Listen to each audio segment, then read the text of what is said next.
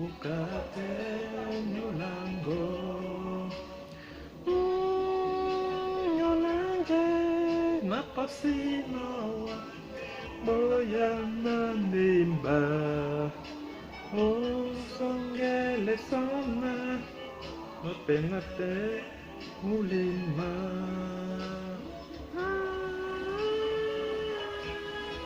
Ulunga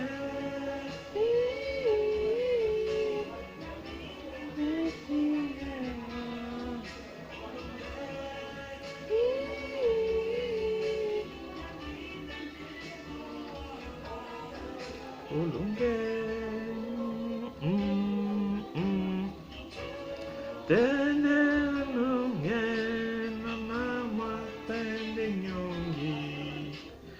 Alors, chers téléspectateurs de Urinews TV, bonsoir et bonjour. C'est selon l'heure à laquelle vous m'écoutez et merci de rester toujours fidèle à votre web TV Urinews TV. Alors ce jour, nous allons parler une fois encore de la crise anglophone et surtout de l'attitude de certains Camerounais francophones face à cette crise-là qui a pris les allures d'un conflit armé entre les forces indépendantistes et l'armée camerounaise. Mais avant, j'aimerais d'abord aborder un point très important, c'est que depuis quelques jours, des agents du régime de Paul Biya ont investi la toile. Ils ont investi Facebook, ils ont investi Twitter, ils ont investi d'autres réseaux sociaux pour répandre de fausses informations relativement à ce qui se passe en ce moment dans la zone anglophone.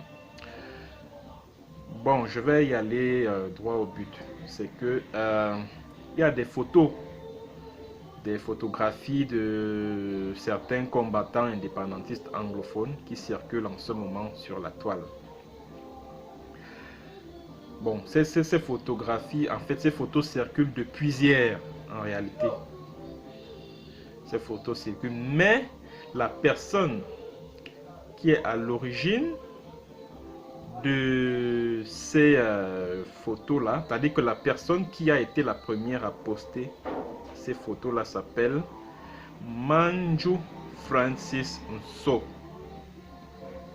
C'est-à-dire que c'est un faux profil Facebook qui a posté toutes ces photographies que vous voyez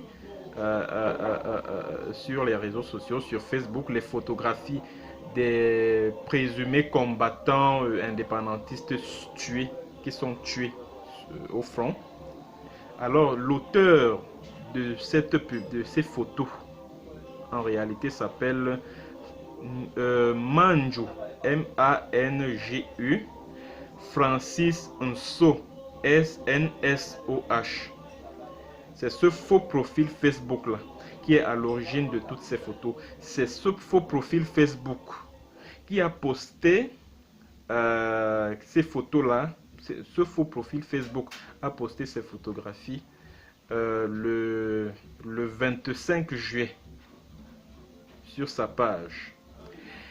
Et ces photos, ces fausses photos, ces fausses images, ça il faut le dire parce que ces images là sont fausses, illustrait une publication sur le massacre des Red Dragons. C'est-à-dire que le Red Dragon, c'est un mouvement armé dans le Libyalem. Alors ce faux profil-là a donc fait cette annonce-là le 25 juillet. Le 25 juillet.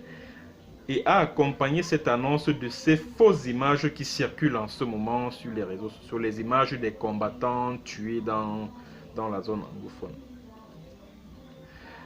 Et cette publication a été faite par ce faux profil-là au lendemain de la vidéo tournée par les Red Dragons après un affrontement avec des militaires camerounais le 24 juillet.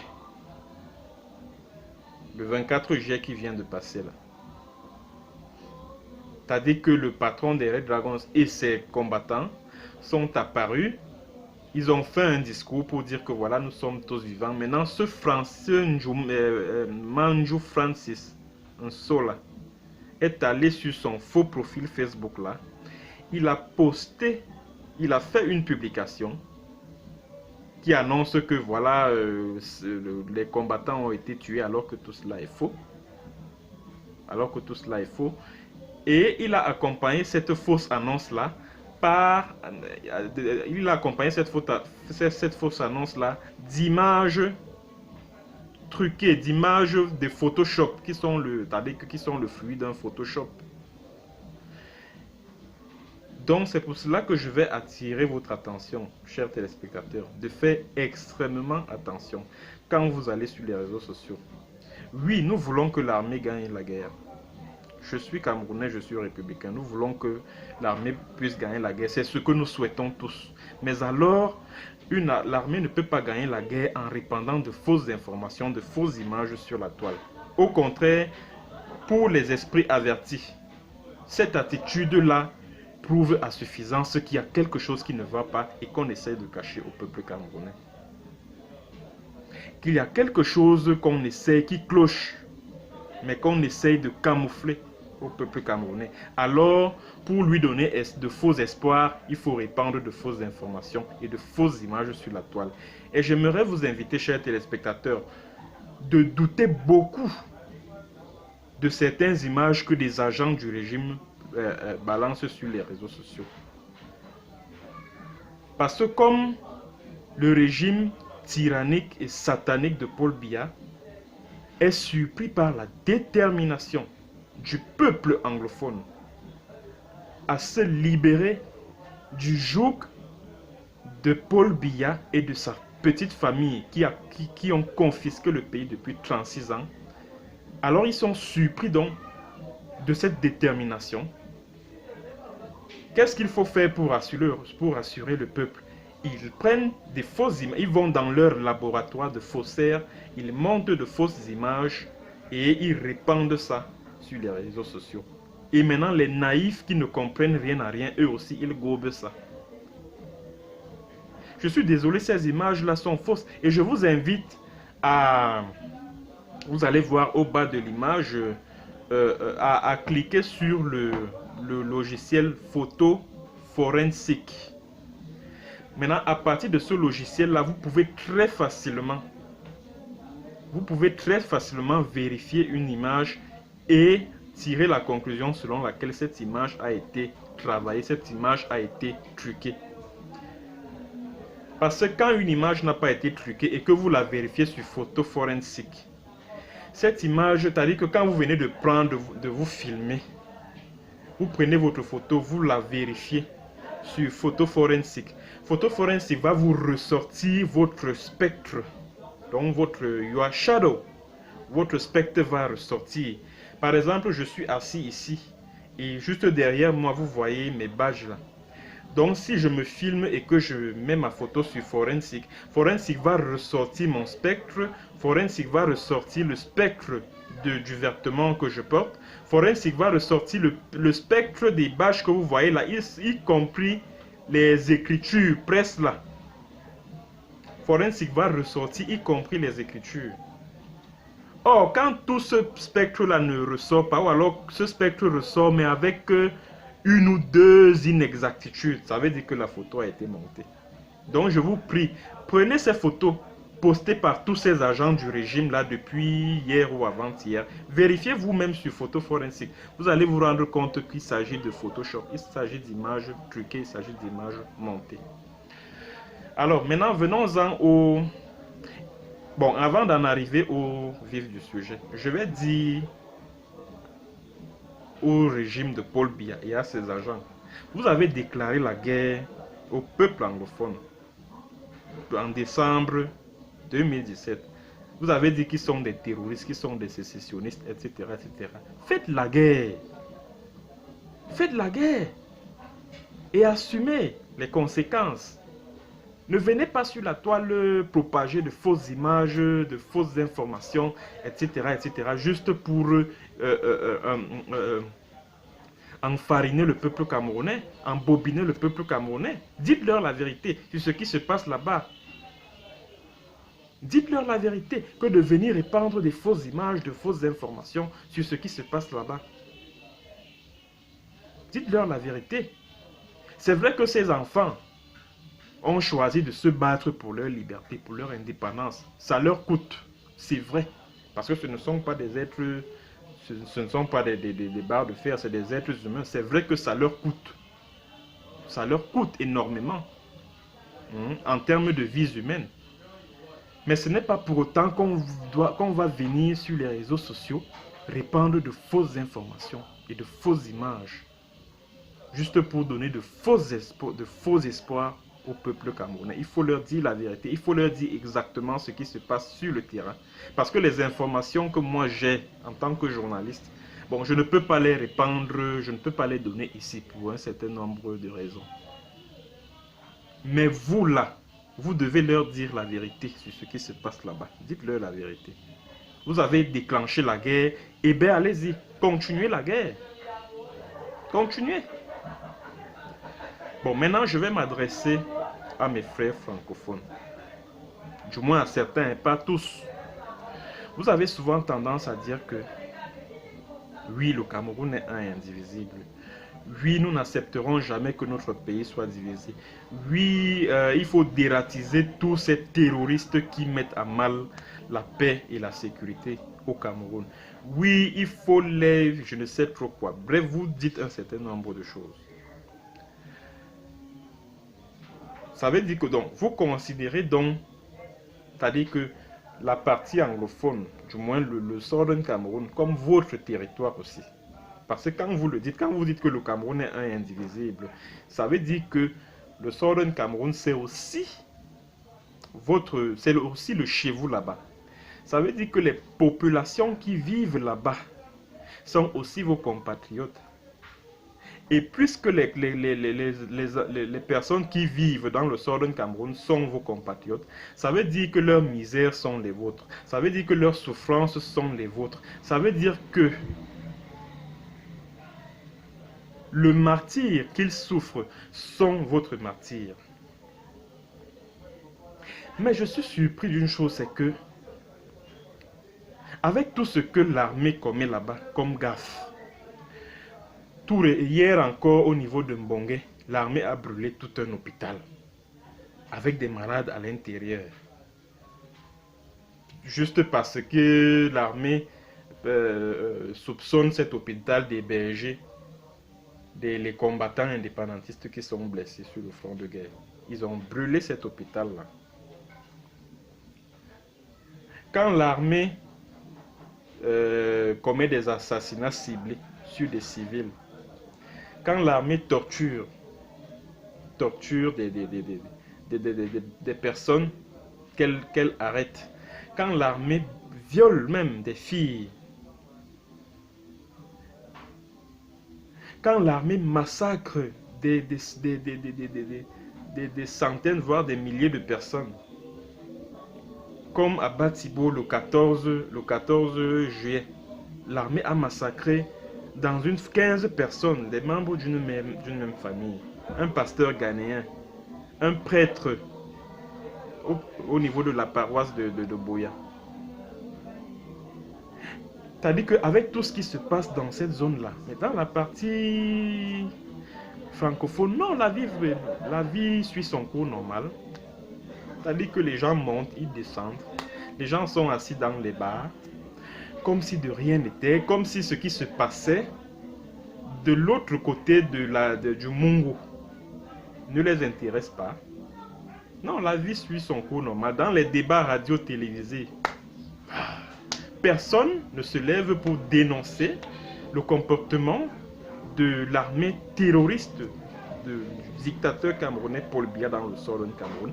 Eh bien, tout le monde reste zen. Tout le monde reste zen. Au contraire, vous êtes toujours là en train de crier au terrorisme, de crier au sécessionnisme, d'encourager même l'armée à continuer les massacres dans le Southern Cameroun. Alors dites-moi, comment peut-on dire que le Cameroun est un indivisible? Comment peut-on considérer que les anglophones qui vivent dans le Southern Cameroun sont nos frères, alors que nous restons indifférents, nous restons silencieux face à ce qu'ils subissent comme maltraitance sur leur territoire, que nous considérons comme également le nôtre? Comment expliquer ce silence, cette indifférence-là? Hier, j'ai été chassé d'un forum WhatsApp, parce que j'ai publié la liste d'une 80aine de personnes. 80 personnes, une liste provisoire, parce qu'il y en a d'autres. Il y en a d'autres. 80 personnes qui ont été tuées dans le Southern Cameroun. Et la liste, je crois, a été publiée par Kemita Achou sur sa page Facebook. J'ai pris cette liste, je l'ai publiée sur ma page aussi. Je l'ai envoyée dans différents groupes WhatsApp. Et parmi ces groupes, il y a dans un groupe, dans l'un de ces groupes, les groupes dans lesquels j'ai envoyé cette liste, j'ai été expulsé. C'est pour vous dire que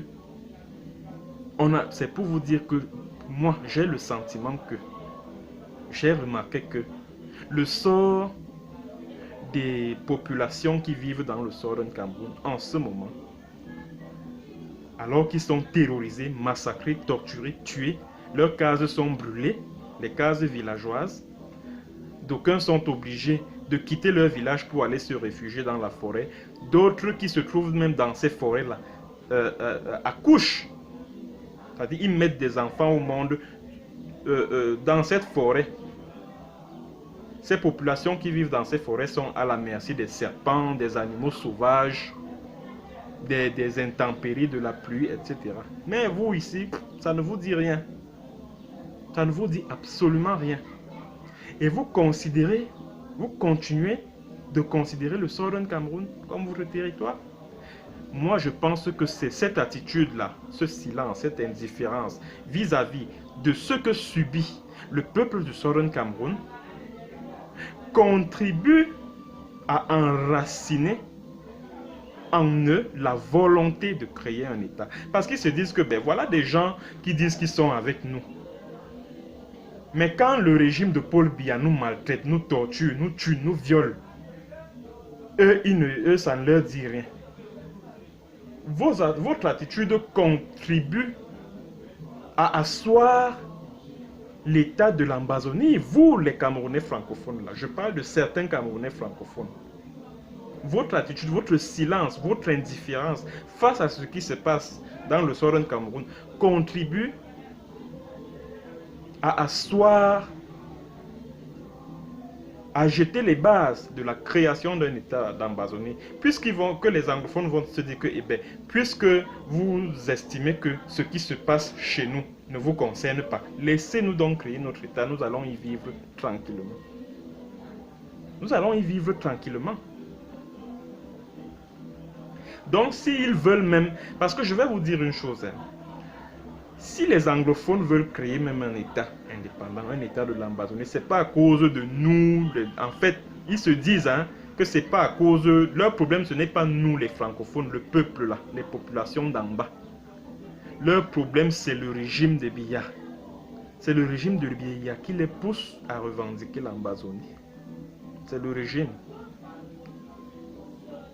Bon, maintenant, si nous-mêmes, nous continuons à nous comporter comme nous le faisons, face à ce qu'eux, ils subissent sur leur territoire, ils vont se dire que, mais attends, finalement, nous pensions même que notre seul ennemi, c'était le régime de Paul Biya. Mais nous nous rendons compte que même au sein de la population anglophone, nous avons aussi plein d'ennemis dedans qui ne se soucient pas de ce qui nous arrive, qui est indifférent à tout ce que nous subissons comme maltraitance.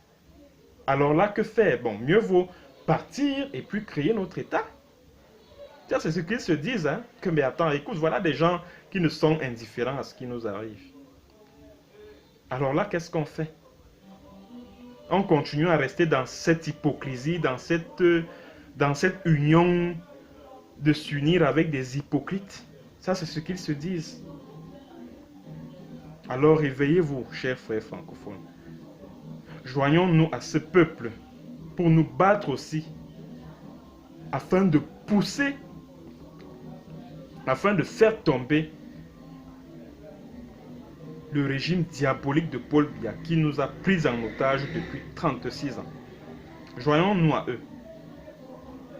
Joignons-nous à eux. Joignons-nous à eux pour faire tomber ce régime.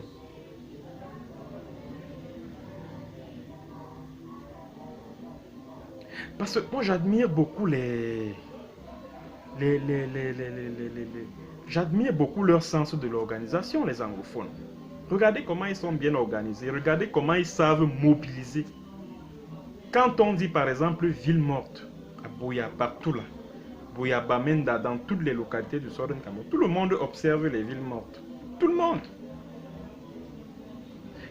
Quand ils appellent à une manifestation pacifique, allez, tout le monde, des milliers et des milliers de personnes, hommes, femmes, jeunes, moins jeunes, personnes âgées, tout le monde, même les petits-enfants sont dans la rue pour manifester pacifiquement.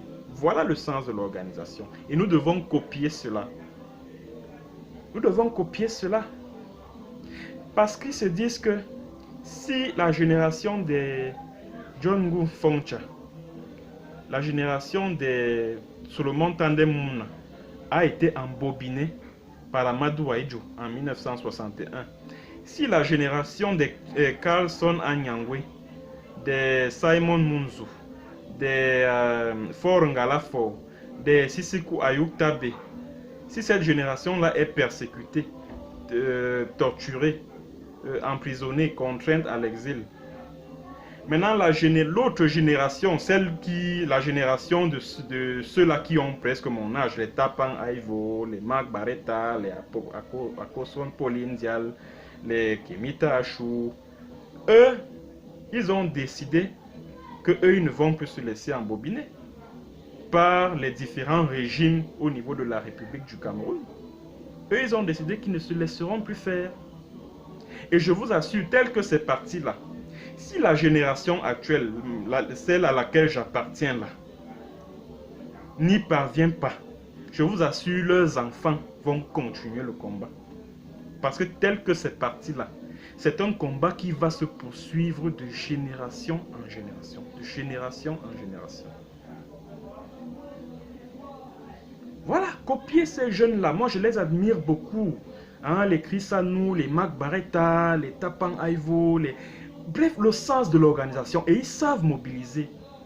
Ils savent donner des mots d'ordre. Ils savent susciter, je ne sais pas, la mobilisation. Or, nous ici, chez les francophones, rien. Nous avons lancé une opération là, opération chassement. Moi, j'ai souscrit à ça. J'ai envoyé mon numéro de téléphone. Opération chassement. Et j'ai envoyé même des numéros de téléphone des personnes qui me sont proches. D'accord? J'ai envoyé des numéros de téléphone. Mais on se rend compte que les Camerounais d'en bas préfèrent vivre dans la misère. Ils préfèrent vivre dans la misère, dans le dénuement. Avec Paul Biya. Ils préfèrent vivre dans la servitude, dans l'esclavage.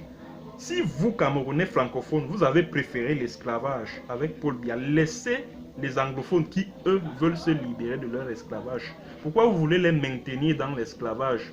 L'esclavage dans lequel vous êtes et que vous avez choisi. Pourquoi vous voulez les condamner à ça? Pourquoi? Est-ce que vous avez le même destin?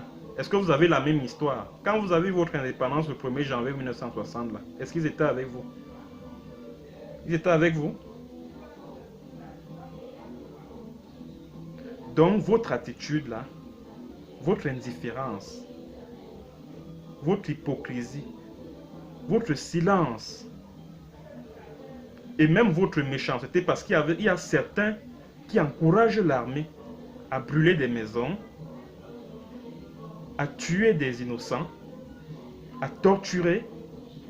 Parce que je me souviens quand j'avais posté une vidéo dans laquelle un gendarme était en train de torturer un homme qu'il présentait comme étant le général des embassonniers. Beaucoup sont venus commenter cette publication en applaudissant que oui, oui, oui, oui, oui, chef, continue, torture-le. Il y en a qui sont venus encourager ça.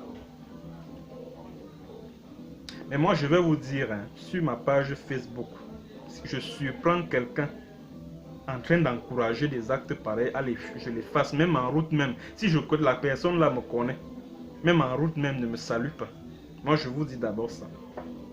Je vous dis d'abord ça.